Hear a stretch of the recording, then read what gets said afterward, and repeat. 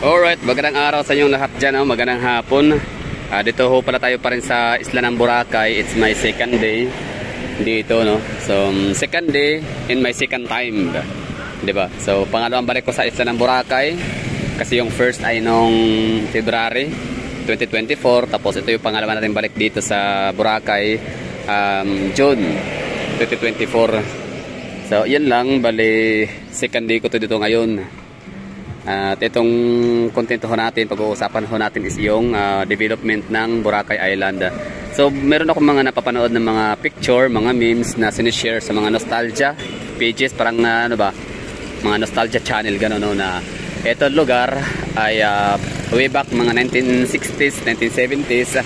Mga nakatira pala ho talaga dito ay mga tribong ate or mga IPs ba tawag dyan, indigenous people, no? So talaga yung pinaka-original ho dito na naninirahan sa isla ng Boracay. Tapos ngayon, hanggang sa na-develop hanggang sa nagkaroon na ng mga kubo-kubo para tambayan ng mga turista, hanggang sa naging 1970s, 80s, 90s, no?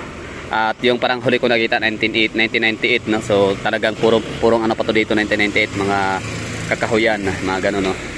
Like konti pala yung mga concrete hotels and accommodations.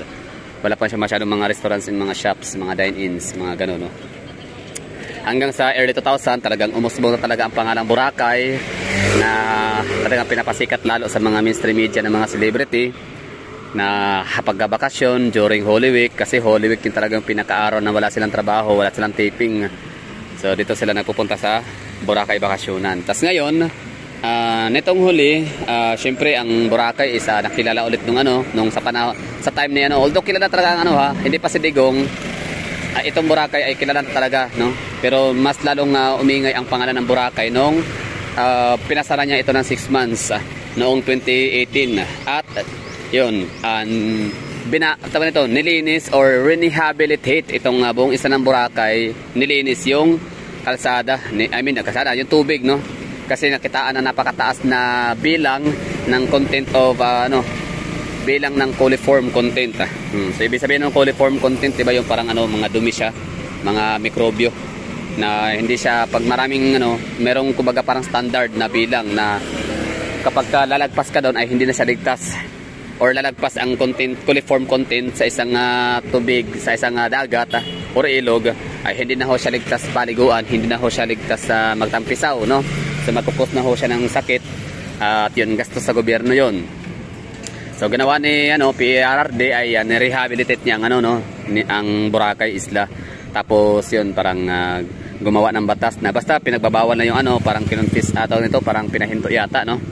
Yung mga establishments na walang sariling tangke, o kumbaga yung kanang sewerage diretso sa dagat. So andumi, parang ganon.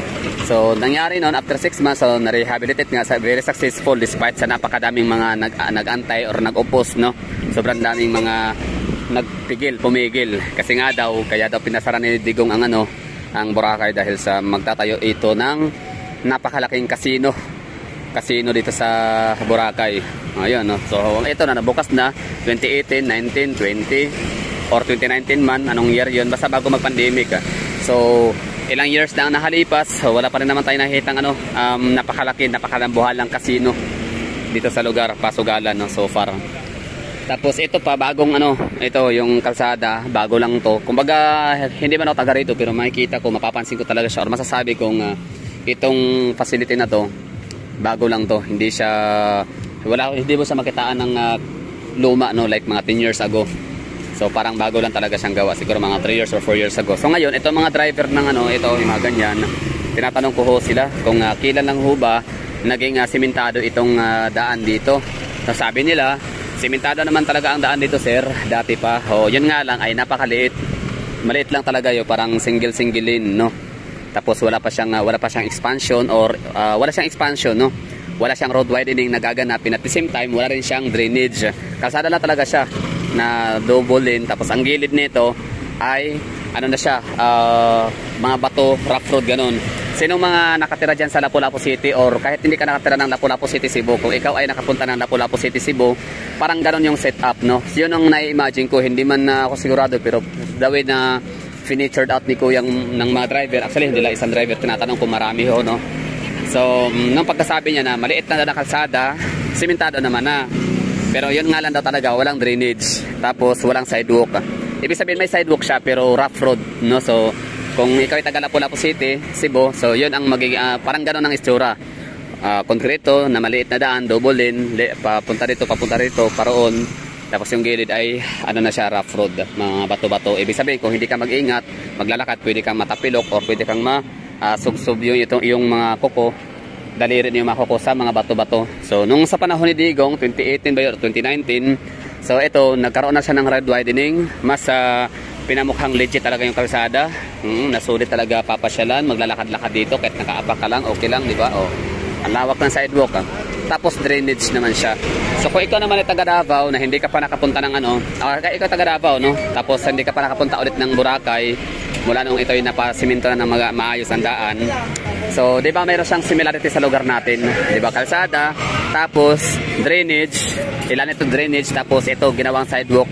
Parang ano siya, parang closed drainage. Kalsada tapos drainage na malaki, tapos sinaraduhan, tapos ginawang sidewalk naman, 'di ba? Yung ibabaw, daanan. 'Yon. So, mula noon, hindi na daw nagkararanas ng matinding pagbaha itong Boracay. Kasi naalala ko dati, nung time pa hindi pa si Digong ang presidente. Oo. So kay Pinoy pa. Naalala ko to dati, ang Boracay, binalita na ito ay binaha. So sabi ko, ako'y napapaisip kasi hindi naman lingid sa kaalaman talaga natin. Kahit pa hindi uso ang Wikipedia, Google Maps nung way back in early 2000s. Alam naman natin talaga na ang Boracay is maliit na talaga na isla yan. Maliit na isla means ano lang siya ba? Yung nasa isla, napalagiran siya ng dagat. So ibig sabihin, imposible naman na pag ganun siya, pa-cove or pakawa, di ba? So or catch basin, hindi naman siguro para maging rason na kapag malakas ang buhos ng ulan, ibabahain siya sa gitna, di ba? So siguro magkaroon ng high tide. Tapos yan pwede siguro aakyat sa gitnang bahagi ng Boracay, ng isla ang tubig, dagat. Pero nung time na yon, hindi pa si Digong, basta mga 2013, 2014 ba yon, o I don't know, basta 2015, bumaha itong Boracay. So nasabi ko, ba't ganun Boracay binabaha? Pero partida sikat na ang Boracay nun, Oo, marami ng mga artista, celebrity, international, in Hollywood ang napupuntahan ho dito at nagpapahinga. Kaya nga naisip ko talaga dati na pwede kaya pupunta doon ng mga ordinaryong tao kagaya ko. So yun naman pala, pwede man pala. Oo, walang problema. As long as meron kang budget, may pera ka. So yun na, ito na siya ngayon. Kumbaga, share ko lang, no? Maganda na ang mas maganda ang Boracay ngayon kumpara nung mga hindi pa si Digong ang naging presidente. So mas nalinis yung yung tubig, o kahit paano napigilan yung pagkasira talaga ng tuluyan ni Boracay. Tapos napakaganda pa ng kanilang kalye dito, di ba?